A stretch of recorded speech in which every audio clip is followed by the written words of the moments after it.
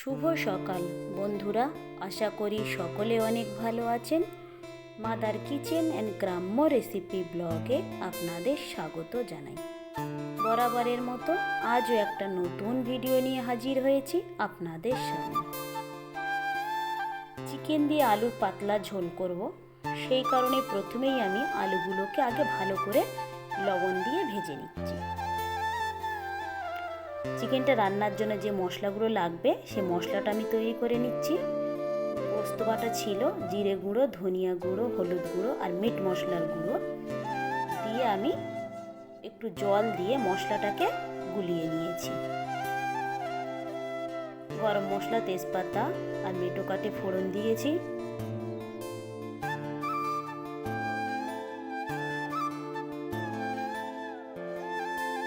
পেঁয়াজ আর লঙ্কা কুচি দিয়ে দিয়েছি, আদা বাটা, রসুন বাটা দিয়ে আবার আরেকটু ভালো করে ভেজে নিচ্ছি।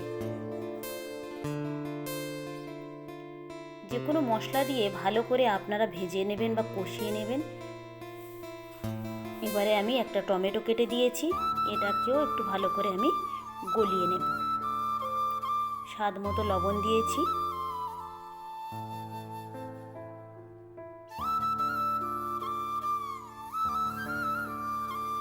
টমেটোটা কতটা গলে গিয়েছে, এই সময় এসে আমি কেটে রাখা চিকেনগুলো দিয়ে দিচ্ছি।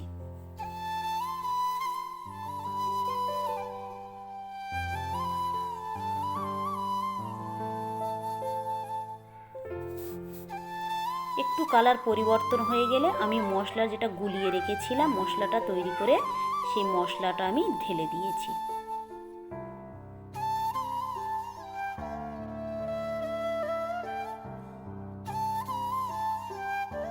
ঢাকায় ঢেকে দিয়েছি। কতটা জল উঠেছে দেখতে পাচ্ছেন। এই জলেই আমি চিকেনটা ভালো করে কষিয়ে নেব।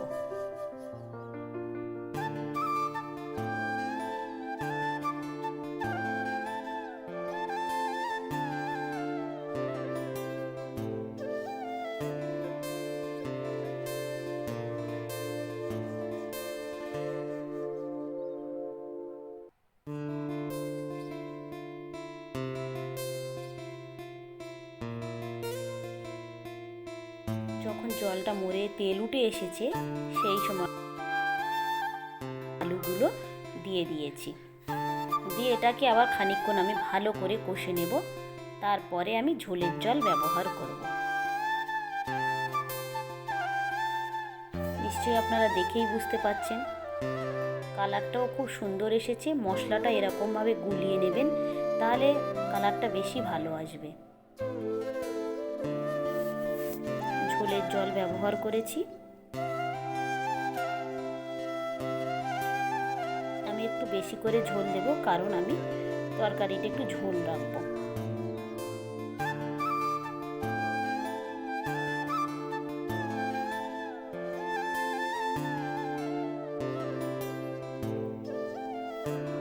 একটা ঢাকায় আমি ঢেকে দিয়েছি।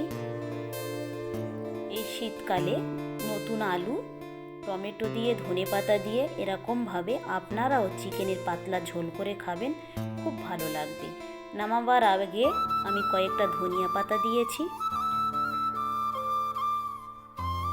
এই ধনেপাতাটা কিন্তু বাংলাদেশেরই গাছ, বাংলাদেশ থেকে আনা এই গাছগুলো।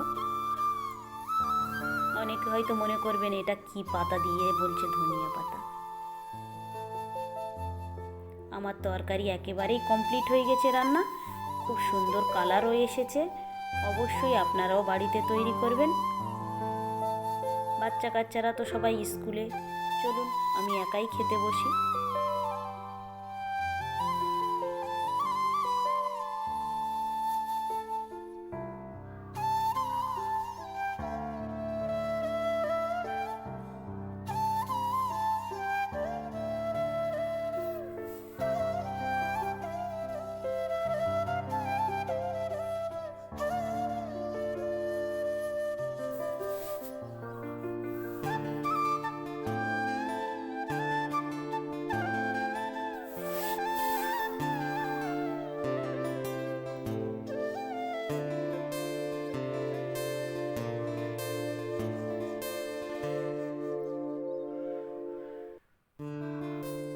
ভিডিওটা তাহলে এখানেই শেষ করছি।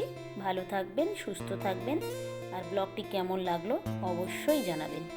ভালো লাগলে একটা সাবস্ক্রাইব করে দেবেন। দেখা হবে পরবর্তী ব্লগে।